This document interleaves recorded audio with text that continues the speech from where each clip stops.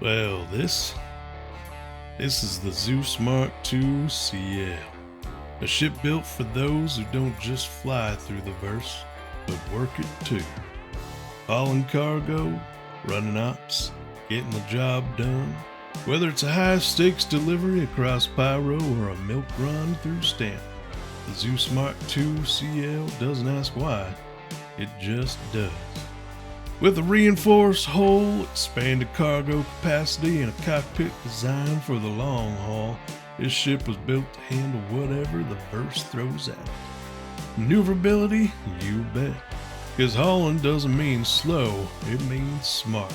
And with upgraded thrusters and a reliable quantum drive, the Zeus Mk II CL puts you ahead of the pack. And when trouble finds you, well, you got the tools to handle it. A reinforced shield array and weapon hardpoints that say, not today. Built for the long run, designed for the working pilot, this isn't just another hauler, this is your ticket to making a living in the verse. The Zeus Mk II CL, built to haul, born to fly. Zeus Mk II, hell, it's anvil tough, but it's RSI smart.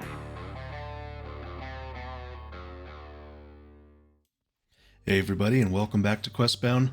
Today we are taking a look at the Zeus Mk II CL. This is the cargo variant in the new Zeus series. My previous video was on the ES, that was the exploration vehicle.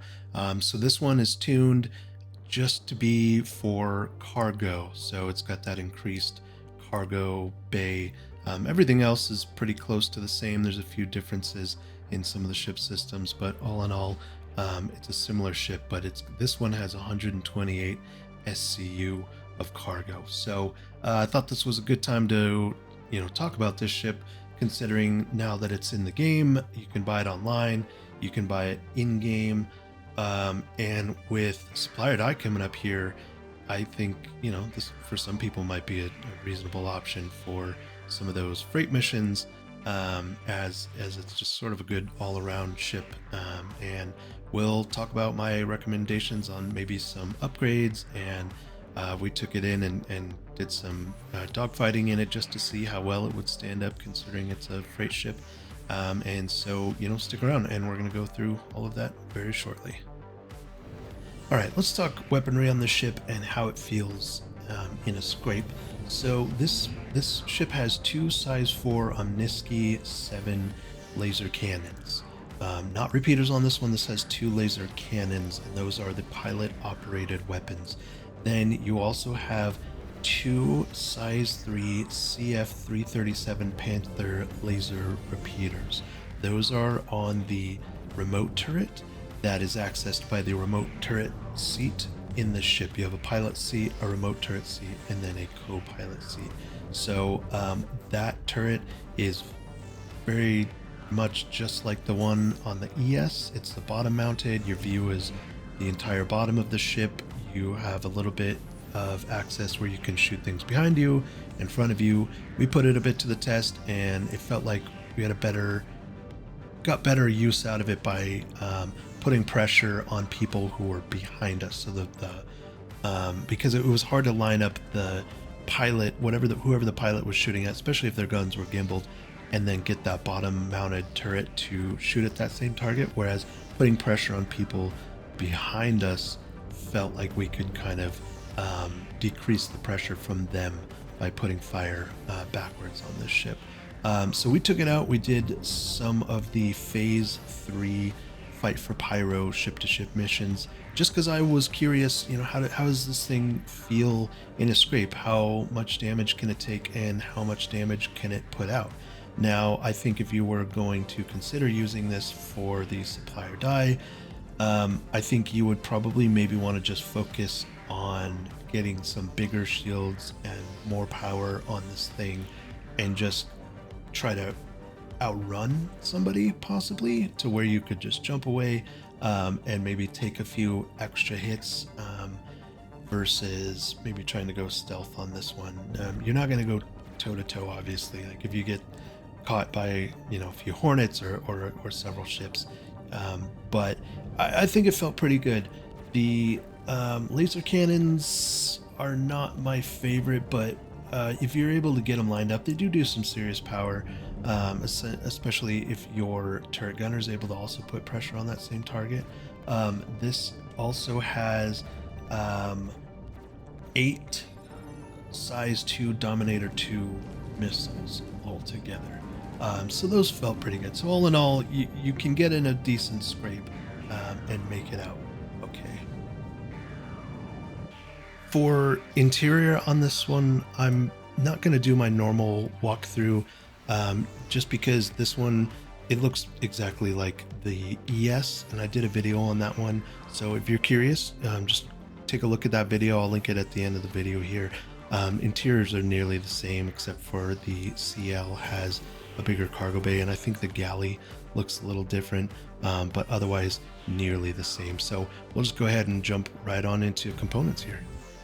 All right, so let's talk about components on this ship and shield health, and then at the very end here, we'll talk about it compared with my top, or one of my top contenders for the supply or die freight missions, or maybe just all around in supply or die. So this ship comes stock with 3 size 2 Aspis industrial grade shields. This comes with 2 size 2 Diligence power plants, 2 size 2 cool core coolers, and 1 size 2 chaos quantum drive. Those 3 shields together, those stock shields, give you a 15,300 bubble shield with 311 HP per second. And you know, I felt like in our tests it did pretty good. But obviously, I think what I would do is I would just go all the way up and just go with like Trentas or something on this one, and just really juice up those shields, and then take those power plants and, I don't know, maybe upgrade them to like Starburns and just really juice this thing up. I don't think I would go with a stealth build on this one. I just don't think it'd be worthwhile. I think it's a big enough ship already that you're just gonna want to just try to be able to take a licking. Then you could pull your life support, drop 1 or so out of your engines and your 1 out of your guns, and then you could fully fill up those shields. And then with those 3 Trentas, you'd have 18,500 bubbles, so you get a little bit more out of it. So that would maybe be where I would go with this one. The guns, I don't know, I think I would just leave them stock, because I think I would just be focusing on trying to run. I'd probably have an escort with me if I were flying this ship, to be honest. I've got a few friends where I could, you know, get them in a Firebird or a Hornet or something, and run as a group. But all in all, not a bad start, but I would definitely upgrade this ship a bit.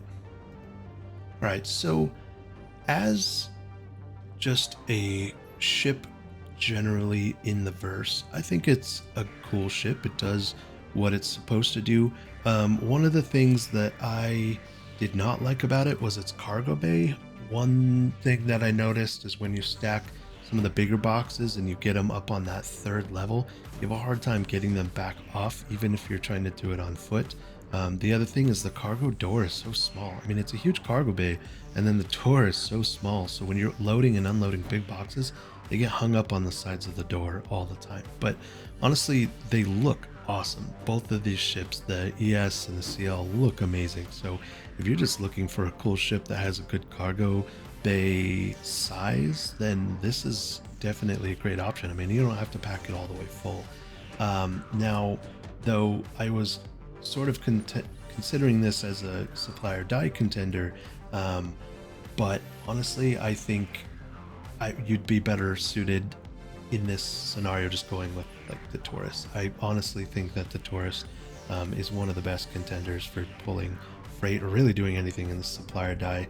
The Zeus comes in at 6,804,000 in-game and $175 online, whereas the Taurus comes in game at 8,043,840. So you're only looking at about a little under a 1.3 mil difference there just to pop up to the Taurus. And the Taurus has 174 SCU of cargo versus 128, and it's got 56,100 shields stock versus the 15,300 of the Zeus. Now the Zeus is a little bit more maneuverable, but not by a lot. So for something like the supplier die, I think I'd go with the Taurus. But all around, this ship is great.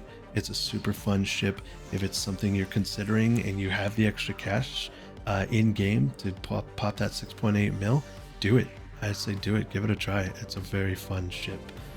So that'll wrap it up here for this review of the Zeus Mk II CL. If you guys like this content and you guys want to see more, consider hitting that subscribe button, drop a like, drop a comment, let me know if you've tried out the Zeus, let me know what you think about it, and let me know what you guys' thoughts are for supplier die. I'm going to be doing a video here coming up about that and what we can all expect, or if I don't get around to it in time, then the video will be on our first dips into supplier die.